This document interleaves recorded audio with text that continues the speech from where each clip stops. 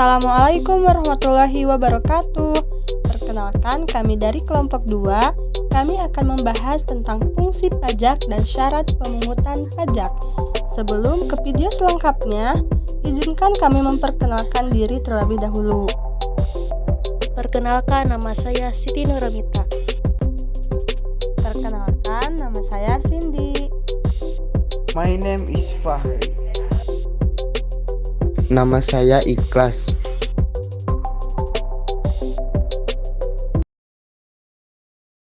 Nah, untuk sekarang saya akan membahas tentang fungsi pajak. Sudahkah kalian pahami apa saja yang termasuk fungsi pajak? Baiklah, kita akan bahas satu persatu.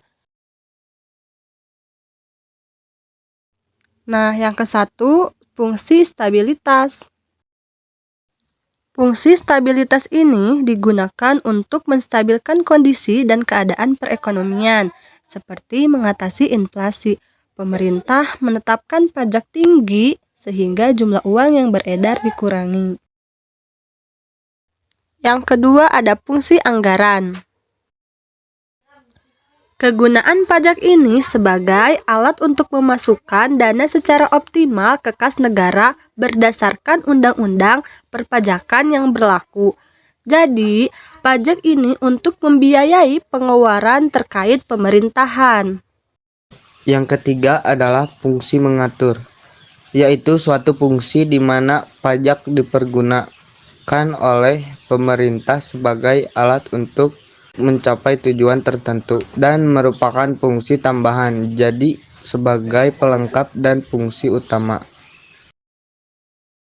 Yang keempat adalah fungsi retribusi pendapatan, yaitu pajak yang sudah dipungut oleh negara akan digunakan untuk membiayai semua kepentingan umum, termasuk untuk membiayai pembangunan.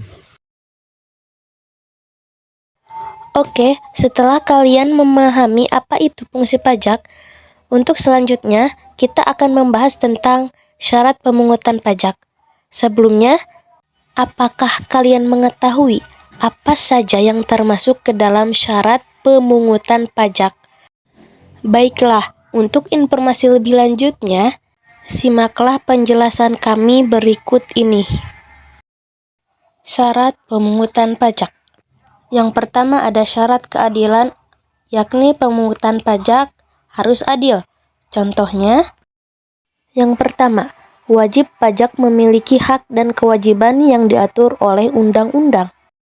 Yang kedua, setiap warga negara yang memenuhi syarat sebagai wajib pajak haruslah menyetorkan pajaknya. Nah, untuk contoh yang terakhir yaitu adanya sanksi untuk pelanggaran-pelanggaran pajak yang terjadi. Yang kedua, ada syarat yuridis, yaitu pemungutan pajak harus berdasarkan undang-undang. Nah, undang-undang yang menjelaskan tentang perpajakan terdapat pada UU nomor 28 tahun 2007 tentang ketentuan umum perpajakan. Yang ketiga ada syarat ekonomis, yaitu pemungutan pajak tidak mengganggu perekonomian nasional. Contohnya, pemungutan pajak tidak boleh mengganggu aktivitas produksi ataupun perdagangan yang sedang berlangsung. Nomor 4. Syarat finansial atau pemungutan pajak harus efisien. Efisien itu mudah, tepat sasaran, tepat waktu, dan biaya minimal. Efektif itu harus membawa hasil sesuai perhitungan yang telah dilakukan. Nomor 5. Syarat sederhana. Syarat sederhana itu sistem pemungutan pajak harus sederhana. Nah, inilah materi yang bisa kami sampaikan tentang fungsi pajak dan syarat pemungutan pajak.